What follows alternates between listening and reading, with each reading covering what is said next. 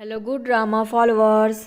Episode की शुरुआत में हम देखते हैं कि न्यूज़ चैनल वाले खबर दे रहे होते हैं कि एक औरत कुछ दिन पहले गुम हो गई है और आखिरी बार उसे एक छोटे से रेस्टोरेंट में देखा गया है।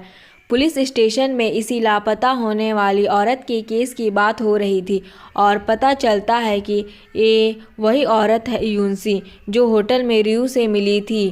पता चलता है कि यह एक नर्स थी और होटल से अपने घर की तरफ जाते हुए ही कहीं लापता हो गई। सीसीटीवी कैमरों के फुटेज में एक आदमी को उसका पीछा करता दिखाया जाता है।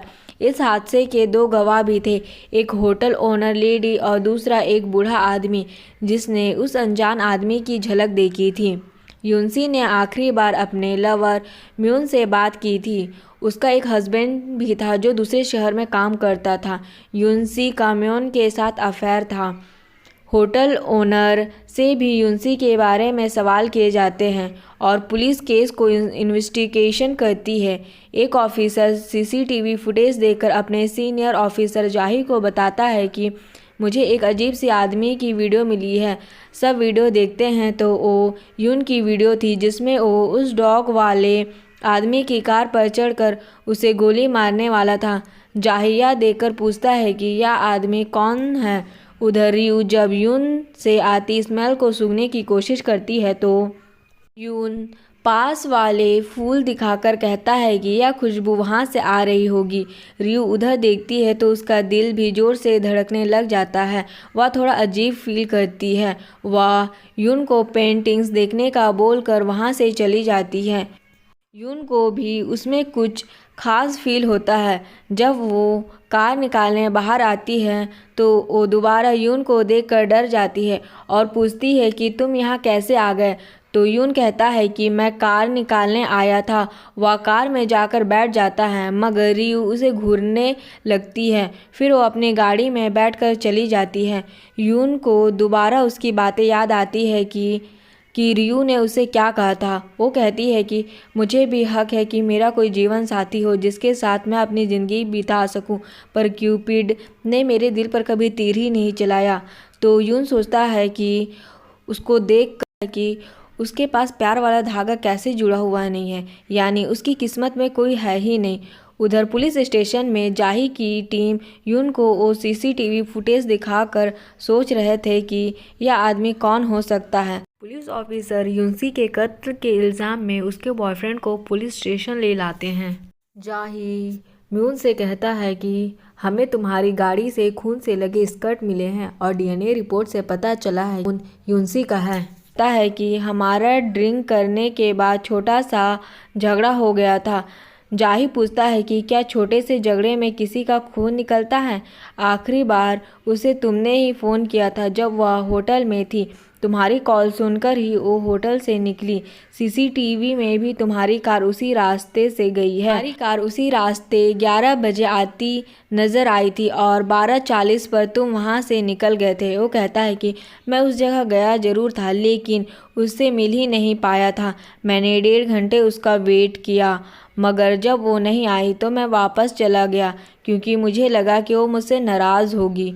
होटल ओनर और वो दूसरा आदमी जिन्होंने यूनसी के पास एक आदमी को जाते हुए देखा था वो उसे देखकर अपनी राय देते हैं। आदमी के मुताबिक म्यून का कद काठ उसके जैसा था जबकि होटल ओनर लेडी के मुताबिक वह आदमी म्यून से पतला और छोटा था। जाही उससे पूछता है कि हमने तुम्हारे ऊपर नज़र रखी थी और तुमने उस स्कर्ट को कचड़े में फेंक दिया और वो स्कर्ट हमें मिल गई। तुम इस बारे में क्या कहना चाहोगे। तो म्यून कहता है कि मैं नहीं चाहता था कि पुलिस मुझे गलत समझे, इसलिए मैंने उस स्कर्ट को फेंक दिया। जिस रात हमारा झगड़ा हुआ था उसी रात उसके स्कर्ट पर खून लग गया। उसने मुझे कहकर नया स्कर्ट भी मंगाया था। और सीन में हम रियू को देखते हैं। यहाँ रियू अपनी कार में बैठी यून पर फिदा हो रही थी और सोच रही होती है कि मुझे उसका नंबर मांग लेना चाहिए था। तभी वह खुद को ऐसा सोचने से रोकती है। इतने में उसे हॉस्पिटल से फ़ोन आता है कि वहाँ एक डॉग आया है जिसका कार एक्सीडेंट हुआ है और उसे इमरजेंसी सर्जरी की ज़रूरत है। रियू कहती है कि मैं अभी वहाँ पहुँचती हूँ। वह तेज़ी से गाड़ी चलाकर हॉस्पिटल जाती है। यून भी उसका पीछा करते करते वहाँ पहुँच जाता है और एड्रेस नोट कर लेता है। अंदर रियू उस जख्मी डॉग की सर्जरी करती है और डॉक्टर डॉग को बचाने पर खुश हो जाते हैं।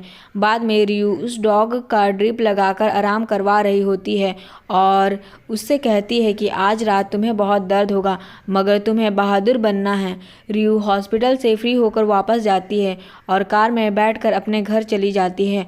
यून उसके पीछे उसके घर तक जाता है और फिर उसको देखकर सोचने लग जाता है कि इसके साथ लाल धागा क्यों नहीं है।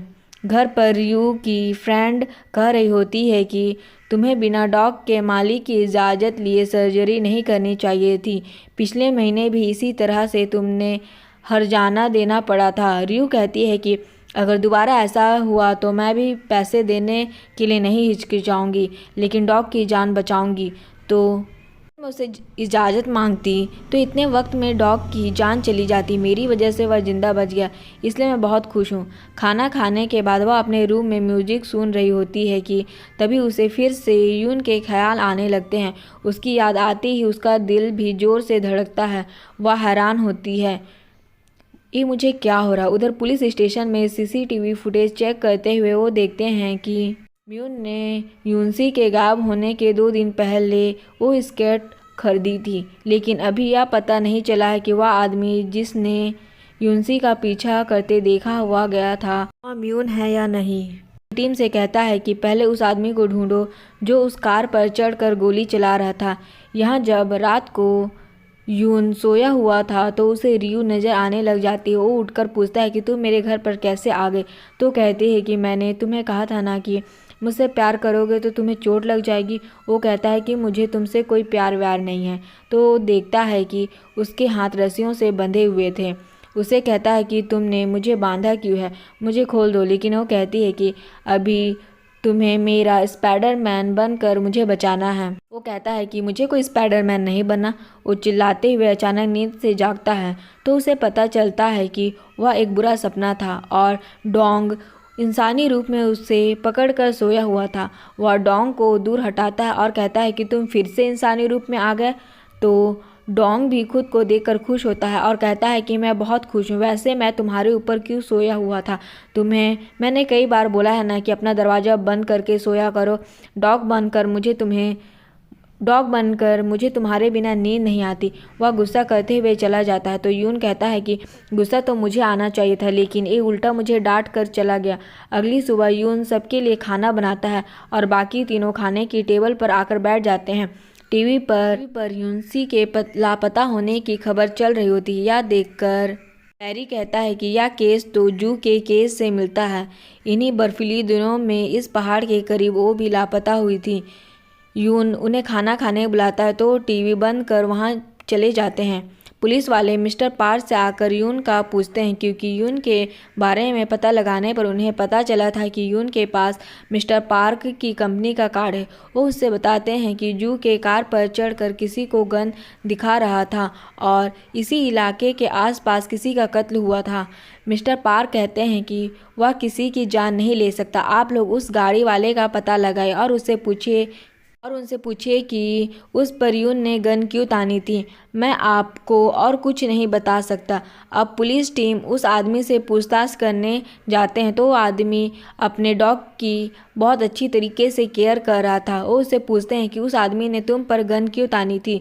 तो वो आदमी कहता है कि उस आदमी ने मुझे समझाने के लिए ऐसा किया था ताकि मैं अपने डॉग को छोड़कर ना जाऊं। उसकी गन असली नहीं थी और मुझे या मेरी कार को कोई नुकसान नहीं हुआ। अगर आपको वो आदमी मिले तो मुझे भी मिलवा दीजिएगा ताकि मैं उसे थैंक्स कर सकूं।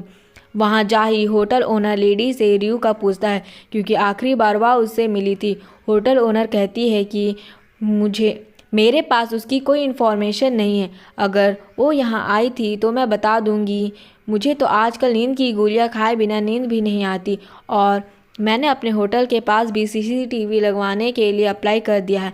बाद में सर्च ऑपरेशन करते हुए पुलिस टीम जाही को बताती है कि जिस आदमी की वीडियो मिली थी उसने गन सिर्फ उस कार वाले को डराने के लिए तानी थी, क्योंकि वो आदमी अपने डॉग को छोड़कर जा रहा था।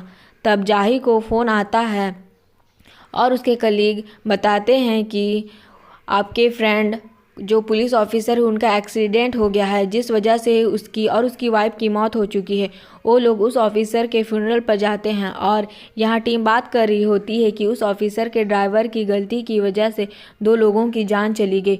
वो ड्राइवर खुद हॉस्पिटल में इलाज करवा रहा था। उसकी कार में उसका एक डॉग भी था जिसे बहुत चोट लगी थी, लेकिन उसे रेस्क्यू कर लिया गया था और अब वह एक एनिमल हॉस्पिटल में है। यह सुनकर जाही उस हॉस्पिटल का पूछ लेता है। इधर म्यून का वकील उसे बताता है कि पुलिस को तुम्हारे खिलाफ ठोस सबूत नहीं मिले हैं, तुम जल्द ही रिहा हो जाओगे। इस हादसे का गवाह एक इंसान है और एक औरत है। अगर उन्हें वह मिल गया तो तुम जल्दी छूट जाओगे। म्यून पूछता है कि वह गवाह कौन है। अगली सुबह रियू अपने क्लिनिक आकर बैठी होती है कि तभी अपने बचपन की फ़ोटो देखकर उसे याद आता है और वह अपनी फ्रेंड को बताती है कि मुझे बार बार जो खुशबू आ रही थी वह प्लम्स ब्लॉसम की खुशबू थी। बचपन में जिस ऑर्फनेज में मैं रहती थी वहाँ प्लम्स की ट्रीज़ थे। उसकी खुशबू मुझे बहुत पसंद थी और उन्हीं खुशबूदार ट्रीज़ के नीचे सो जाती थी। उसकी फ्रेंड कहती है, इससे कहीं प्यार तो नहीं हो गया? एक अजनबी लड़के ने तुम्हारी बचपन की यादें ताज़ा करवा दी और उससे तुम्हें तुम्हारी फेवरेट खुशबू आती है। इसका मतलब साफ है कि तुम उससे प्यार करने लगी हो। रियू सोच में पड़ जाती है। बाद में वहाँ जाही आता है तो वहाँ बैठी सारी आदमी उसे घूरने लग जाते हैं। वह खुद भी इतनी भीड़ देखकर हैरान था। तब वह रिसेप्शन पर जाकर अपॉइंटमेंट लेने लगता है। तभी रियू बाहर निकलकर अगले एनिमल पेशेंट को बुला लेती है। जाही की नज़रें जब रियू पर पड़ती है तो वो उसे बहुत प्यारी लगती है और वो उसे देखते ही खो जाता है। उसे उसके लिए कुछ फील होता है। गुड ड्रामा फॉलोवर्स, यहाँ मेरा एपिसोड ख़त्म होता है। प्लीज़ मेरे चैनल को सब्सक्राइब करें। मेरा इस महीने का टारगेट है कि मैं 200 सब्सक्राइबर कर सकूँ, तो क्या आप मेरी मदद करोगे? Thank you.